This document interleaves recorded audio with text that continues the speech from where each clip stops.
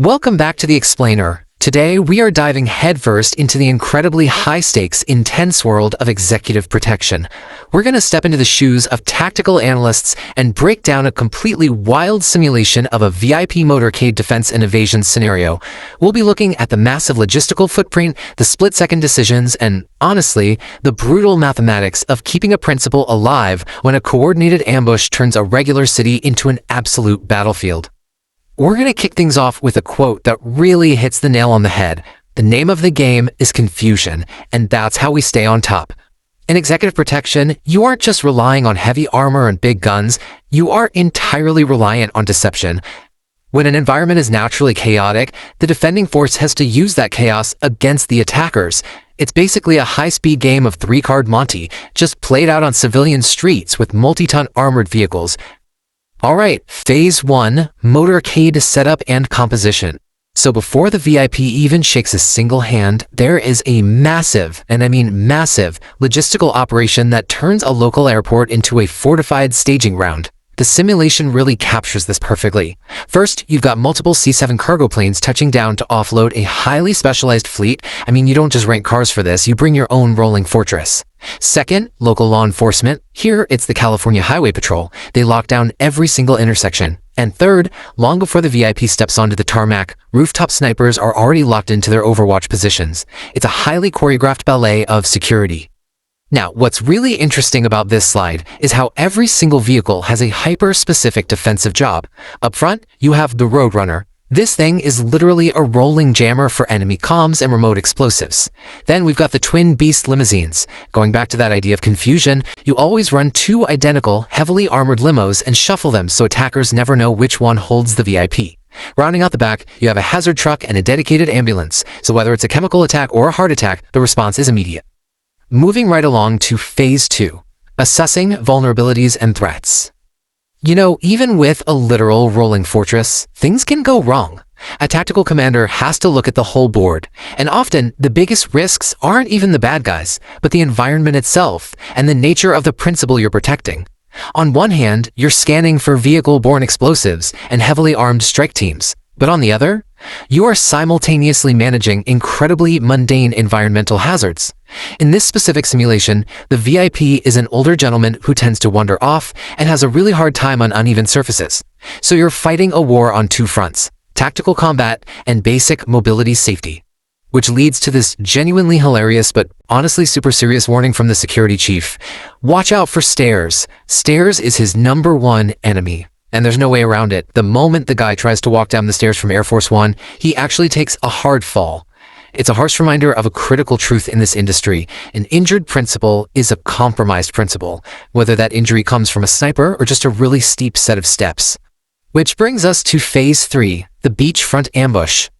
Okay, so things go from 0 to 100 right here. The threats escalate violently from steep stairs to heavy munitions, and the simulation goes from a tightly controlled escort to absolute chaos. The motorcade makes a totally unscheduled stop at a beachfront ice cream shop. Tactically, this is a massive nightmare. It's a bottleneck, one way in, one way out.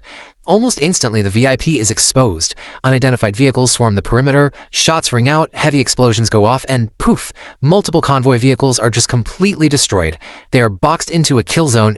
So, the big question we have to ask ourselves as analysts is, how on earth does a motorcade survive this?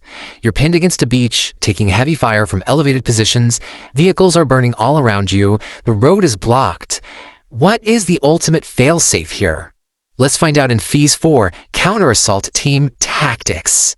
The answer to that survival question is the CAT, or Counter-Assault Team. When that outer perimeter totally collapses, the strategy flips from passive armor to overwhelming aggression.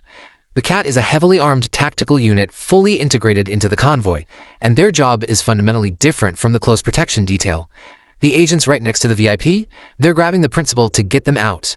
But the CAT is there to deploy absolute violence of action. They don't extract, they immediately push into the ambush and suppress the attackers with overwhelming firepower. And the crucial point is really captured perfectly in this line from the commander. That's the counter-assault team. Their job is to take the fire while we escape. It's some pretty brutal, calculated math. right? The cat is literally designed to be a human and tactical shield. Their entire purpose is to draw all the enemy's focus and firepower onto themselves so the beast limo gets those agonizingly few seconds it needs to peel out of there. They intentionally absorb the hits. In the simulation, we actually see the lead driver forced to make this gut-wrenching call to just leave the cat behind on the beachfront. They hold that perimeter line against an overwhelming force. It's a completely necessary sacrifice so the primary vehicle can punch through the smoke and get the VIP to safety. Now we're into Phase 5, Evasion and Aerial Extraction. Once the beast breaks out of that kill zone, the textbook goes out the window. It's pure survival mode. The controlled motorcade is gone, and what's left is a frantic scramble to get the VIP out of a deeply compromised city.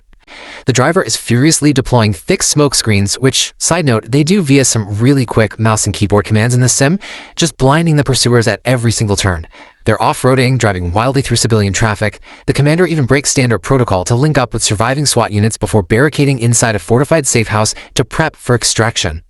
But spoiler alert, the safe house does not hold. The pressure is just too much.